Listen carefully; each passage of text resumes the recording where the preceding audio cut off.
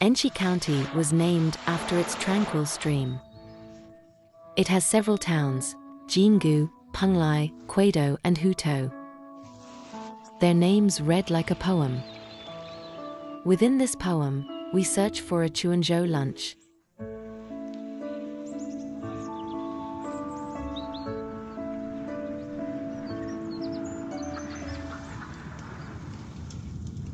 I've found our friend now. Hello. You Runwan, the dietitian. Hello. Hello. Hello, Jianing. The environment here feels different. A natural serenity. Plus, new installation art. With the murmuring of the brook. It is quite like where I grew up. I'm familiar with this. You liked doing this. Yeah, and I liked to swim butt naked in my childhood. We all did this as kids. Look how happily he laughs. It brings back such nostalgic feelings. Yes, it does a bit. 3, 2, 1. Hello, sir. Hello. Have some water. Now that you mentioned it. You speak Minnan dialect? Yeah. Thank you. We're looking for Mr. Chen Wenling. Have you heard of him? Over there. There. Stacking stones. The one with a bald head? Yeah. Easy to spot. No wonder the sculptures have no hair. Indeed, I see just a glowing rock moving there. You see? Okay, let's go find him. Thank you. Thank you. Thanks. These stone piers look so small but stand so steady. What a nice park. Hello. Mr. Chen. Hi, Mr. Chen. I just saw the guy who sings, "Look over here, girl." Wow. We listened to this song a lot when we were young. This is a famous hometown of overseas Chinese in China. The sculptor Chen Wenling has brought his Little Red Men to the world, and brought the world back to his hometown that inspired his unique imagination. A wandering son returned to his mother, back to his hometown and his childhood fun as he played rocks by the brook. The stone piers you walked on were made by our ancestors 1 or 2 centuries ago. And I've inherited their craft and developed on it, and one day, I will be an ancestor too. Yeah, so, we can't remove what our ancestors had left us, or our offspring might do the same with what we'll leave them. Civilization is like this brook. Needs to keep running on. This park was built by adapting to its local terrain with materials taken from around here. It was built bit by bit based on the terrain. It follows the ancient rockery building technique, which is typical of Chinese classical gardens. We started with finding the right materials. We want to respect nature and create a park that engages both nature and people. There's another thing about this park. Anything in our village that I find usable. Like those pillars. Left behind after a house building project. Was brought here for free. And made into something. There's no garbage in the world, only misplaced things. Indeed, you're absolutely right. So true. A new natural environment made by things from nature. Yeah. Fantastic. This is special. The inscriptions. Ho. Ho. My mom did it. Her writing is so cute. She's actually illiterate. She said she couldn't write. I told her, I'll write it on the side. Be bold. If you can handle a hoe, you can handle the writing. I said, just follow my strokes and give it a try. She looked at my draft in the regular script and started hoeing away. And that's what you see now. Anyway, she has this rural passion and enthusiasm. I find her inscriptions quite all right. It's great. I built this stove for my mom. Kind of like a public one. My mom is 86 years old, almost 87. As long as she's with us, she can cook here a few times a year. The villagers and I can use it too. Our respected villagers can come back anytime. Start the fire. And cook a big meal for everyone. I did this too, when I was a kid. Really? Helping my mom cook, starting fire. It's really a collective experience for our generation.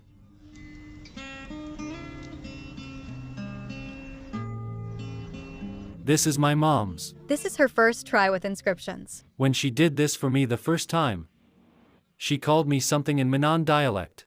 It means an early death. Like you were such a rascal. You'll die early if you do not behave. I said Chen was a shared surname, and it had to be big. So she hoed it, and it's a big one. Then, when Ling, your son's name, needs to be modest and small like this, and she started hoeing the two small characters. I said if the character Ling got smaller than one, it might disappear. Need to be bigger. My brother and I were stunned. She looked like she was just hoeing the field. I can't say her writing is calligraphy, but it followed a messy technique. Like blazing a trail. Something she has done for me in my life.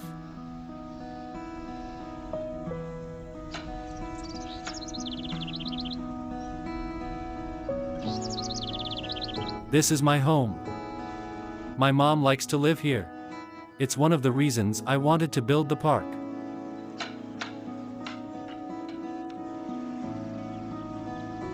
Ma'am, how are you?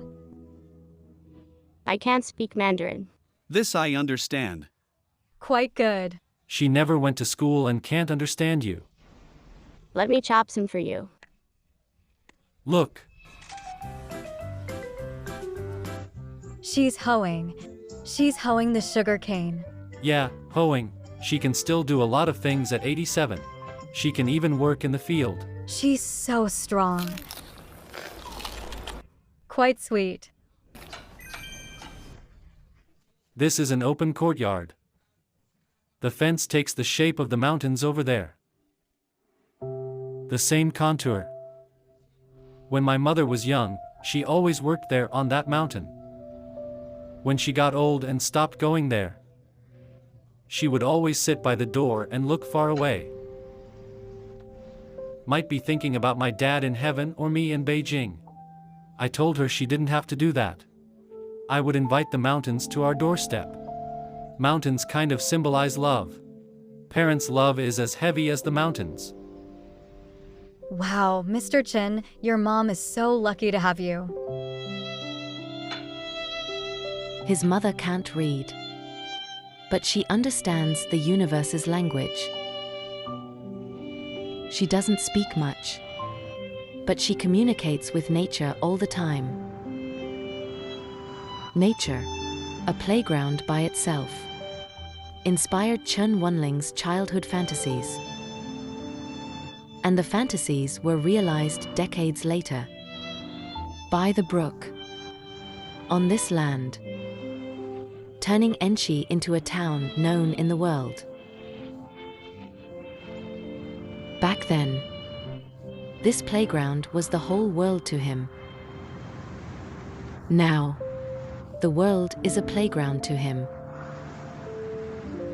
As the smoke of cooking rises, he is still that young man.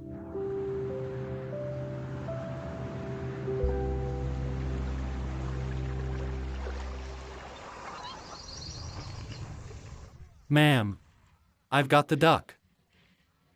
We'll prepare it. How do we chop it? Chop. Need to chop it.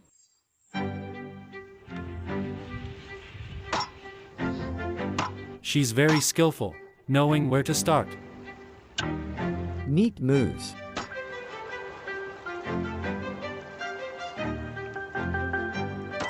A hoe and a knife are her writing brushes for creating natural beauty.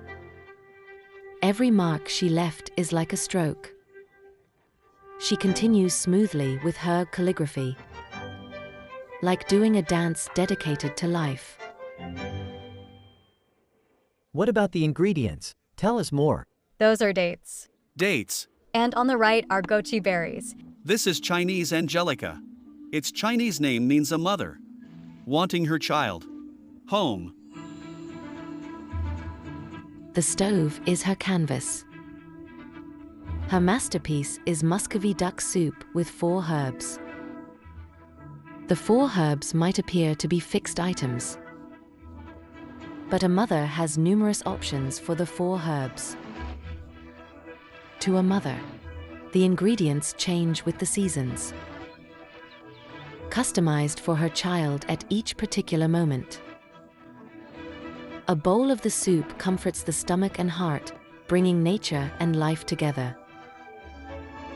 Muscovy duck soup with 4 herbs is our lunch in Quanzhou. 4 can mean the 4 seas and the 4 directions. This number brings home those traveling afar, wherever they are. Thank you, Mom.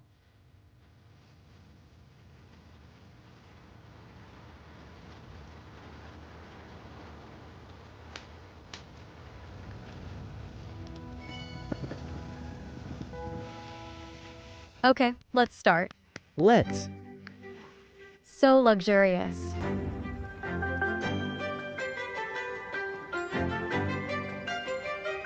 Smells great. Yeah, here. Look at the color of the soup. I'll get it. She can't chew much now.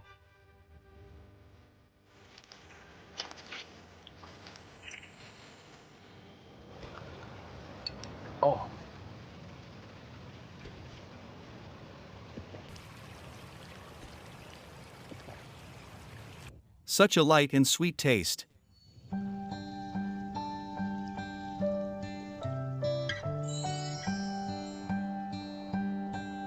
Feels like home. I often instructed workers across the brook, and my mom would often stand here, holding a bowl of duck soup. The worker would then say, "That's the good stuff. The good stuff." Yeah, it's the good stuff. This is a mother's love. Mother's nourishment for the body and the mind has raised generations of our Minnan people. So, in Minnan culture, women play very important roles. I think the biggest threat to life is starvation. And those who fight it the hardest are mothers. We owe so much to our mothers for raising us. As food is of primary importance to people. And mothers provide food for us. And mothers give us food like our saviors.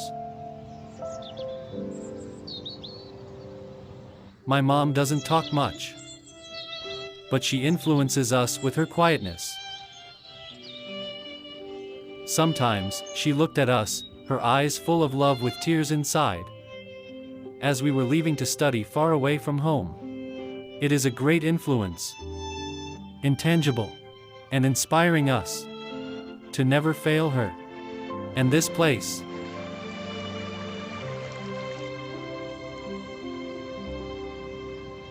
these are sweet potato leaves my mom grew. Precious.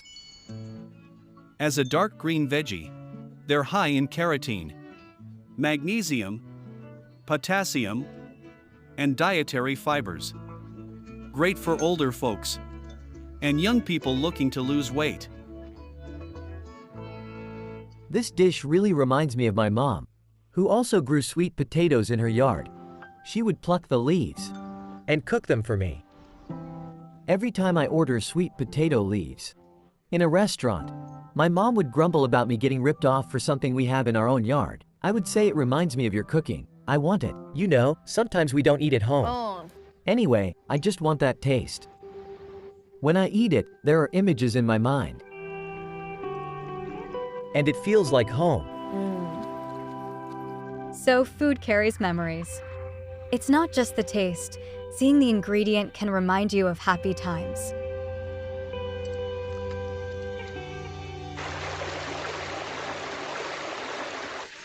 Ma'am, did you miss him when he's away working? Yeah, of course. She said she missed me. Sometimes, he called. And I visited him several times.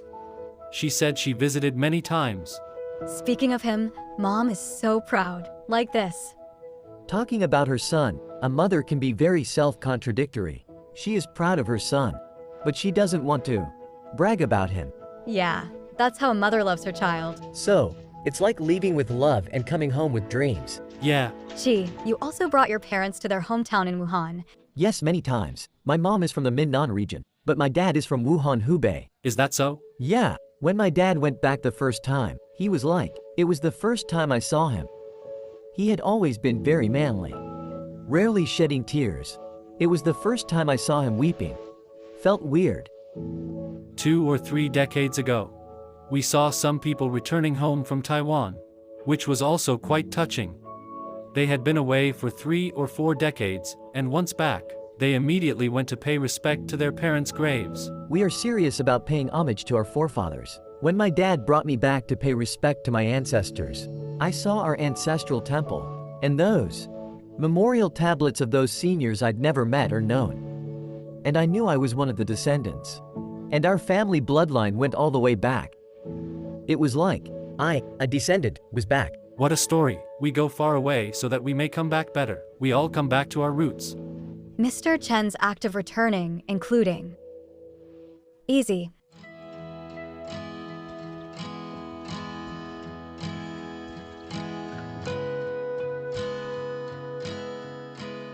Including the protection of and respect for the broken nature is all based on a kind of gratitude.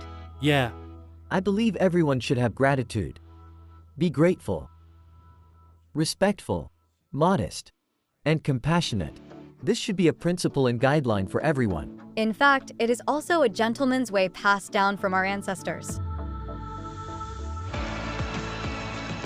Our ancestors sketched our civilization on this land with hoes and plows, leaving us an enduring message from home.